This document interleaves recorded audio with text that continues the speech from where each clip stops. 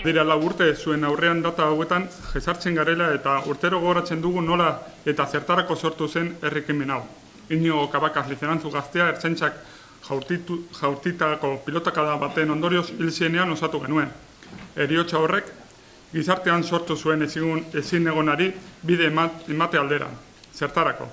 Poliziaren jardunagatik heriotza gehiagorik ez gertatzea izan da gure helburu. Eta horrekin batera, Inigoren erailketa zigor gabe ez geratzea. Bere memoria zaintzea, berriro gertatu ez dadin. Urtero aipatu izan dugu bide honetan jaso diren atxikimenduak, pertsonal zein kolektiboak, babes hori momentu oro Inigoren senide eta lagunei helarazi diegularik. Eta urtero gogoratu dugu zein lotsagarri eta mingarria den berriro ere hemen agertu behar izatea eta oraindik arduradunik ez egotea. Urtero, 4 urtez. 4 urte epaiketa egin gabe, oraindik instrukzio fasean, soilik 5 edo zein ertzain inputatuta egonda eta arduradun politiko bat bez inputaturik. Aurreko urtean, orain arte egindako ibilbidea gogoratzen genuen.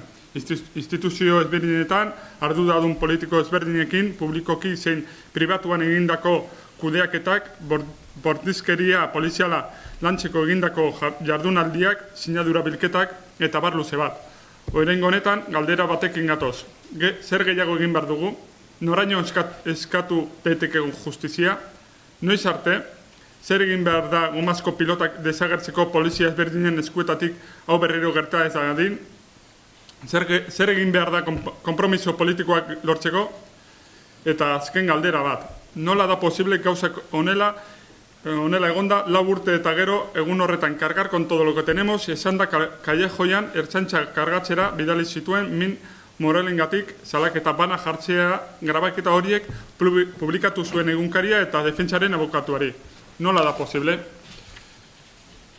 Guk gure erantzunak ditugu. Zuekin konpartitu izan ditugu guztiak 4 urte hauetan zehar. Orain gutariko bakoitzari tokatzen zaio ere galdera guzti hauek zabaltzea eta konpromisoak eskatzera.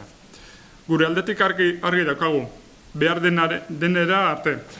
Behar den lekura joango gara Inigoren hilketa zigorrik gabe gera ez dadin, eta berriro errepika ez dezaten. Europara joan behar bagara ere, Europara joko dugu.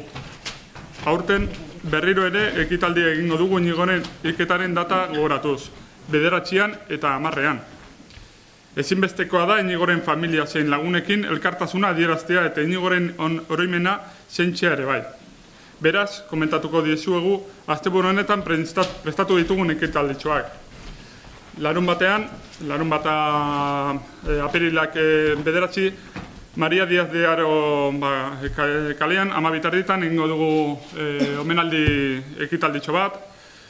Eta igandean, 5 Justizia Jauregetik manifestazioan abiatuko gara, Maria Diaz de Haro kaleraino.